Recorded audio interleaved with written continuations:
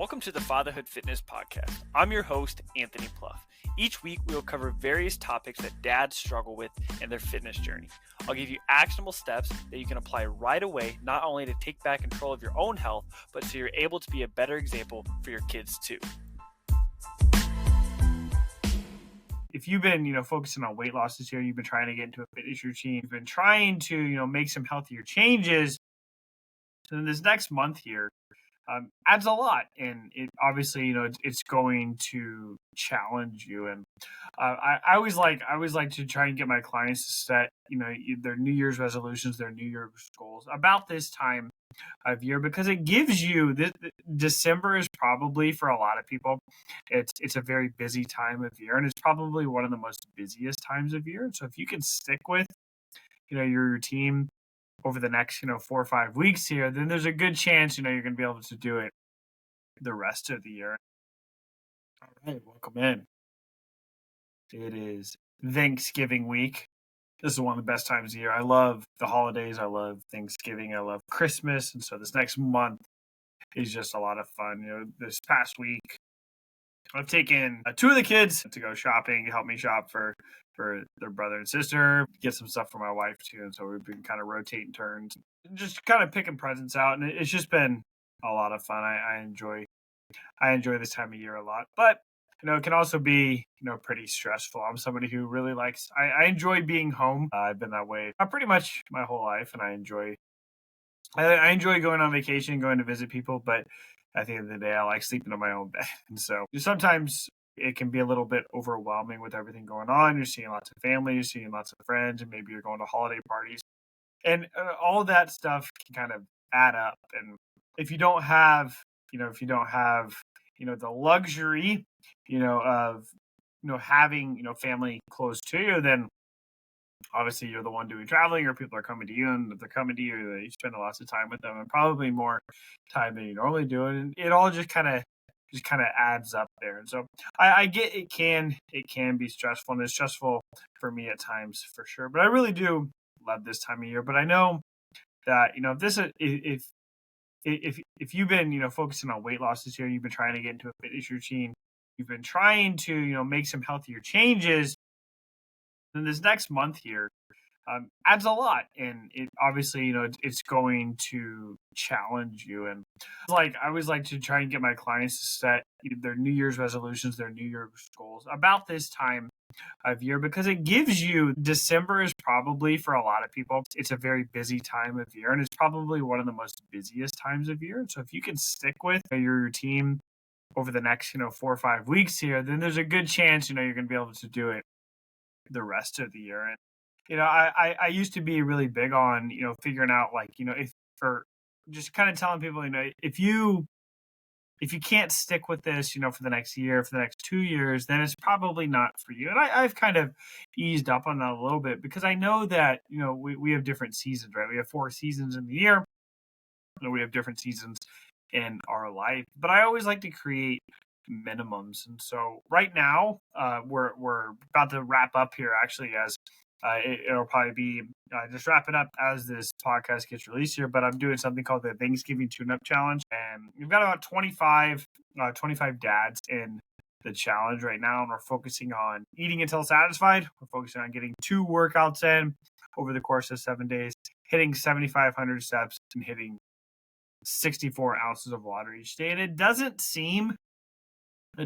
extremely challenging, but what a lot of the dads find while doing the challenge is that, it's actually a little bit harder than they thought, because this is a really busy time of year. And, I like doing this challenge around Thanksgiving time, because, it puts you in an environment, 1, to kind of challenge yourself, but 2, to see hey, I can still make progress.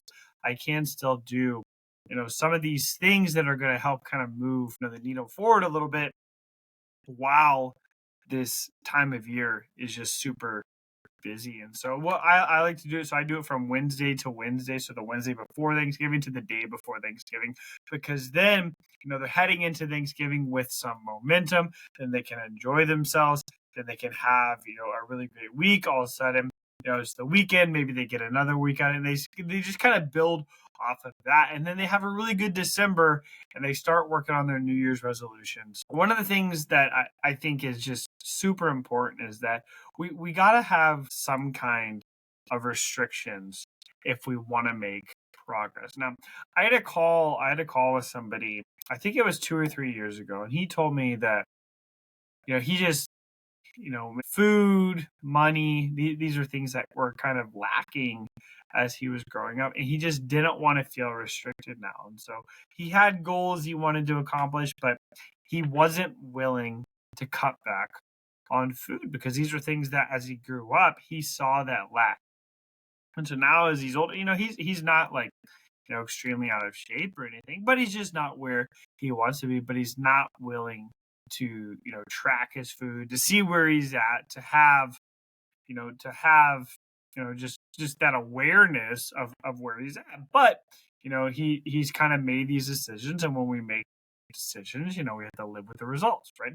But that one of the things, we kind of talked about a little bit is about like, although it feels restrictive, it's actually incredibly freeing, right? When you have some restrictions, maybe some of your ground rules are, I have to be up by 7 each day, or I can sleep until 8 on the weekends, or I get a minimum of 2 workouts in, or I get a minimum of 1 walk in each day. All of these things add up and they feel very restrictive, but the more guidelines we have, it's going to keep us heading in the right direction. I think of this as like with our kids, right? If we just let them do whatever they want, obviously they're going to be eating candy for dinner, they're going to be watching movies all day, they're going to be doing all these things. But if we say, no, we can watch 1 20-minute show today, or yes, you can have a couple pieces of your leftover Halloween candy, but we can only have 2, right? And tomorrow we're not going to have, we're not going to do it 2 days in a row or something. And it's like, yes, it feels restrictive, but in the grand scheme of things, it's going to help us become the person we want to be. And sometimes we forget this as dad. We have all the freedom in the world. Our parents aren't telling us what to do each day anymore. And so, things like time restrictive eating, intermittent fasting, and all that stuff, they seem very restrictive on the surface, but they can actually be incredibly helpful. One client I'm working with right now, we implemented no snacks after 9 o'clock, and it's not no snacks ever. It's not no snacks after dinner. It's no snacks after 9 o'clock, because he found he was eating a lot late into the evenings, and when you eat late into the evenings, it affects your sleep, and when your sleep is bad, it's harder to get up, and then you have less energy, and then you're less likely to work out, and then you're more likely to make bad decisions, and everything kind of compounds there. So we just instituted a rule, it's like no snacks after 9 o'clock. And every once in a while, he's not able to stick with it, but that's okay. You don't have to be perfect. You're just continuing to make progress. And so this time of year, this is a great time from now until the end of the year to start practicing some of these things. Maybe that's, I go for a walk every day. We don't put a time limit on it. That could be a 5-minute walk. That could be a 10-minute walk. It could be a 30-minute walk, whatever your schedule allows. But create these things, create this structure that allows you to have success.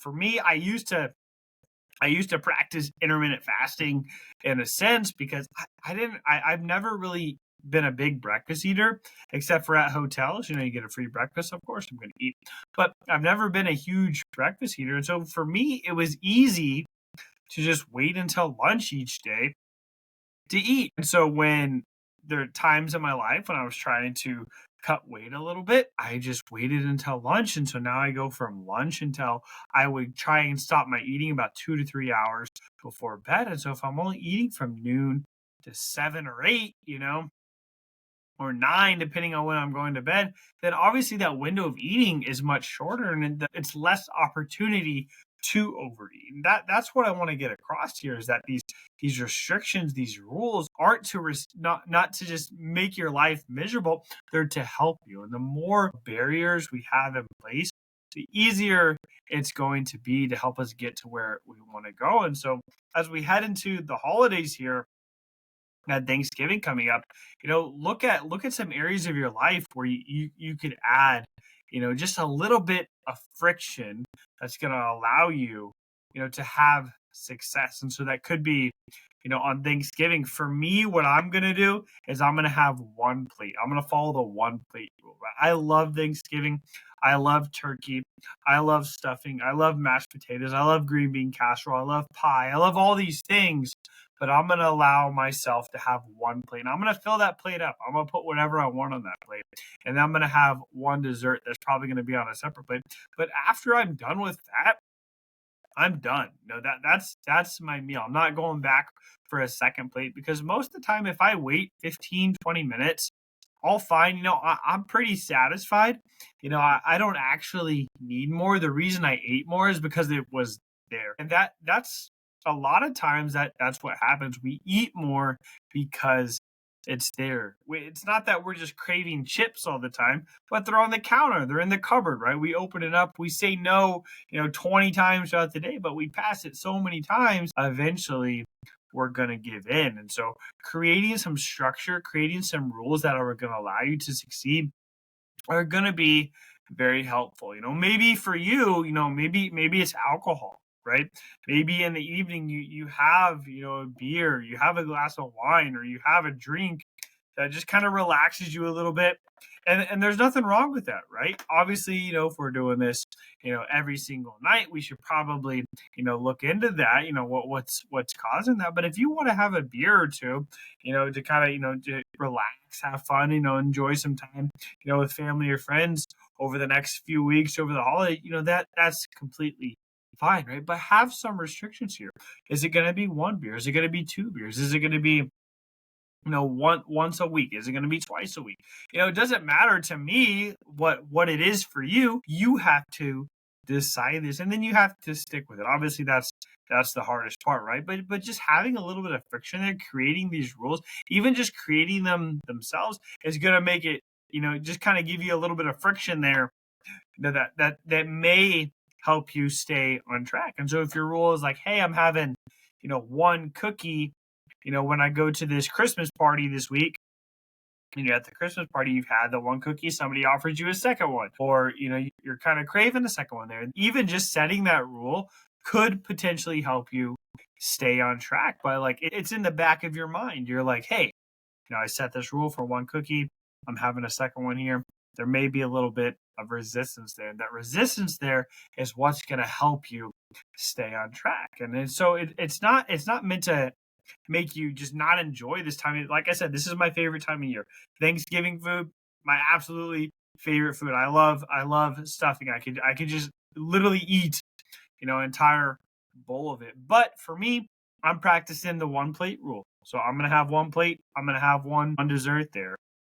And that's what I'm going to stick to. That may help you too. And so if you want to try that, go ahead and give that a shot. But when we have restrictions, we think of restrictions as such a negative thing at times, but a lot of times, these restrictions are there to help us, like the speed limit, like, the median in the road, right? They're not there to restrict us. Obviously, it does restrict us, but they're there to help us. And so traffic can flow, people aren't crashing into each other. And that's exactly, how this can help you. And so if you're setting New Year's resolutions this year, start working on them this week. Maybe you have, the day before Thanksgiving off, you have the day after, you have a few days there to kind of work on, your 2026 goals there. Start practicing them now. See what you can stick to, see what you need help with, because now you have the next, 4 or 5 weeks where you can start practicing these, and then you can start to reevaluate, right? Typically I like to do like a quarterly plan, what I'm kind of focusing on here, but I give myself a little bit of time too. I set the goals and then I kind of sit with it for a couple of days before I have to implement them, because obviously when you're doing goal setting, you're probably going to be in a really good state. You're going to feel really good. You're going to be very ambitious, but when life happens, you're tired, you don't sleep well. Obviously that's when it tests us the most. And so sit with them for a few days, figure out, what you're going to be able to stick with, what's realistic. Yes, challenge yourself, but I also want you to not have these goals that are so unrealistic that it's not motivating you to take action at all. And so work on this week, setting your goals, figuring out what you want to accomplish for 2026, and then use the month of December to figure out, is this realistic? Can I stick with this? What do I need to tweak? So restrictions, yes, obviously on the surface they are limiting us, but the reason they are limiting us is because in the long term it's going to help us. That concludes this episode of the Fatherhood Fitness Podcast. Thank you for those of you who took time out of your busy schedules to listen. If you have any questions or comments or an idea for a topic for a future episode, please feel free to reach out, and I'd love to hear from you.